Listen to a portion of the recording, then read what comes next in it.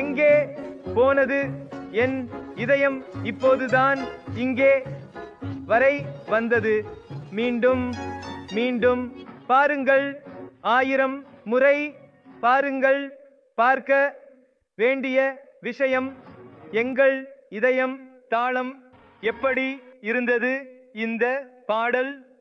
நீங்கள் நினைக்கிறீங்க doctor sir இன்னைக்கு என்ன நடந்தது என்று தெரியும். நாங்கள் இந்த சேனலில் பாகிஸ்தான் வீடியோக்களை பார்த்தோம். இன்னைக்கு டாக்டர் சார் எங்களுக்கு பாடல்கள் பாடி கேட்கின்றனர். ஆனால் அது இல்லை. பாகிஸ்தான் நோயாளிகளுக்கு மிகவும் உதவியாக இருக்கும். பாகிஸ்தான் நோயாளிகளில் ஒரு பொதுவான விஷயம் என்னவென்றால், சரியாக பேசுவதை நிறுத்தி விடுகிறார்கள். பேச முடியும், ஆனால் நிறுத்தி விடுகிறார்கள். ஏனெனில் தங்களை திறக்கவே மாட்டார்கள், வாயை திறக்கவே மாட்டார்கள், தாடையை இறுக்கமாக வைத்திருப்பார்கள், தாடையின் மசாஜை இறுக்கமாக வைத்திருப்பார்கள். அதனால் வார்த்தை உருவாக்கம் தெளிவாக இருக்காது. டாக்டர் புரு, இப்போது நான் வாயை மூடி பேசினேன். நீங்கள் கொஞ்சம் உணர்ந்திருப்பீர்கள் டாக்டர் சாஹிப் எப்படி பேசுகிறார் என்று. ஆனால் இதே விஷயத்தை நாம் வாயை திறந்து பேசினால், மெதுவாக பேசினால், வேகத்தை குறைத்தால் தெளிவான வார்த்தைகளை பெற முடியும். எனவே நாம் பயிற்சி செய்ய வேண்டும். எங்கு நம் வாயை முழுவதும் திறக்கிறோம், பேச்சு தெளிவாக இருக்க வேண்டும். ஏனெனில் பாகிஸ்தான் நோயாளிகளுடன் நாம் காணும் பேச்சு பிரச்சனைக்கு இந்த பாடல்கள் ரொம்ப டிபியாபட் இருக்கும். அப்படின்ட்டு நீங்கள் இந்த பாடல்களை கேட்டீர்கள். ஏனெனில் யூடியூப் முழு பாடலை நான் உங்களுக்கு கேட்க அனுமதிக்காது. ஆனால் நாம் சிறிய சிறிய கிளிப்புகளை சேர்த்தோம். இதனால் உங்களுக்கு இந்த பாடல்களை உங்கள் டிவி திரையில் இசை அமைப்புடன் முழு சத்தமாக ஒலிக்க வேண்டும் என்பதற்கான ஐடியா கிடைக்கும். மேலும் பாடல்களை பாட வேண்டும். வீட்டில் பழைய பாடல்களை ஒலிக்கவும், உங்கள் வாயை முழுவதும் திறந்து பாடல்களை பாடவும். இதனால் என்ன நடக்கிறது என்றால், உங்கள் பேச்சு மேம்படும்.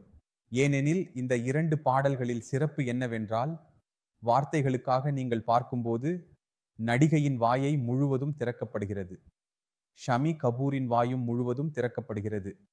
இதனால் பேச்சு தெளிவாகிறது, மெதுவாக இருக்கிறது, வேகமாக இல்லை. வார்த்தையின் முழு உருவாக்கம் முடியும் வரை நாம் அடுத்த வார்த்தையை வெளியிட முயற்சிக்க மாட்டோம். நான் உங்களுடன் பேசும்போது நான் கூட உங்களுடன் தொடர்பு கொள்கிறேன். அல்லது பெரிய நல்ல பேச்சாளர்கள் அனைவரும் நிதானமாக மெதுவாக பேசுகிறார்கள். எந்த வார்த்தைக்கு எவ்வளவு வலிமை கொடுக்க வேண்டும், எதற்கு கொடுக்க கூடாது என்பதை குரல் மாடுலேஷன் மூலம் செய்கிறார்கள். அப்படின்றலாம் இந்த குரல் மாடுலேஷன் சரி, அதை ஒரு பக்கம் வைக்கலாம். ஆனால் பேச்சை தெளிவாக செய்ய வாயை திறந்து மெதுவாக பேசுவது மிகவும் முக்கியமாகிறது. எனவே இன்று கூட அதே கோரிக்கையே பேசுவதில் சிரமம் உள்ளவர்களுக்கு, தங்கள் கருத்தை வெளிப்படுத்தாதவர்களுக்கு, வாயை மூடி வைத்திருப்பவர்களுக்கு அல்லது சொல்லலாம் அவர்களுக்கு கொஞ்சம் தங்களை திறக்க வேண்டும், தவறுகளை பிடிக்க வேண்டும். நீங்கள் உதடுகளை திறக்கவில்லை என்றால் அந்த தவறுகளில் வேலை செய்யுங்கள். நீங்கள் வேலை செய்தால் அடுத்த அரை மணி நேரத்திற்கு முன்பே உங்கள் பேச்சு முன்னேற்றமாகிவிடும். மேலும் இந்த பேச்சு முன்னேற்றமாகிவிட்டால் நீங்கள் நன்றி சொல்ல வேண்டும். எனக்கு அல்ல, நம் கலைஞர்களுக்கு.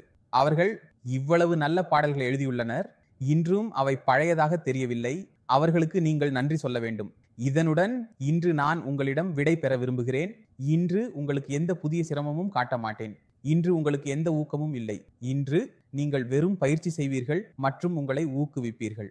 மேலும் அரை மணி நேரத்திற்குள் உங்கள் பேச்சு எப்படி முன்னேற்றம் அடைந்தது என்பதை கீழே கருத்தில் சொல்லுங்கள். இதனுடன் நான் உங்களிடம் விடை பெற விரும்புகிறேன். அடுத்த வீடியோவில் சந்திப்போம்.